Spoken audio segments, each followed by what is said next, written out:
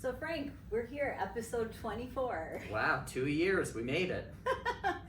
So I remember maybe 5 years ago in a market meeting, you were saying that Midtown had its back up against the wall. Yet now here we are, and Midtown is probably one of the strongest markets in Manhattan. Yeah, what a difference half a decade makes. Certainly with the Christie's deal for almost 400,000 square feet in August in Rockefeller Center, that helped drive Midtown activity. Midtown has had more than 12 million square feet of leasing volume year to date. So if demand continues at this pace, Midtown will have the strongest single year of leasing since 2018. Now, I do want to caveat that two very large deals helped drive the activity. That was the Bloomberg deal for nearly 1 million square feet at 731 Lexington Avenue, and the Blackstone deal for over 1 million square feet. So you certainly have to include that in the numbers and take that into account, but nonetheless, Midtown has had a very strong year of leasing activity. Well, the large deals usually do obviously happen, frequently in Manhattan and move the needle, but there is a lot of complexity underlying all of the leasing activity.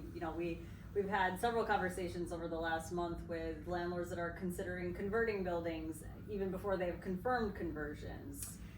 Yes, absolutely. So in the August numbers, you mentioned the conversions. That was definitely part of the analysis for this month. 419 Park Avenue South, that block of space came out of the stats. So this is a continued trend in total for the last 3.5 years, not just 419 Park Avenue South, but numerous other buildings. In total, there's been about 5.5 million square feet of the availability removed from the market. So right now there's about 94 million square feet of total availability. If that 5.5 was put back in, we'd have nearly 100 million square feet. Now, 5.5 million square feet might not sound like much in a 500 million square foot market, but this is comparable to the size of the entire Greenwich Village submarket. So, these are certainly substantial numbers we're talking about. Yeah, it's significant, especially when those are just the confirmed ones, when there may be other rumored ones as well. We do have the secret rumored list. But overall, month over month, it does feel like the numbers are plateauing. There's less availability coming to the market. Rents seem to have stabilized. What are you seeing? Yeah, it's really been an interesting turnaround for the last several quarters, especially everything we've seen for the last 4.5 years. So we've had 6 consecutive months of tightening sublet supply. The availability is at its lowest since mid-2023.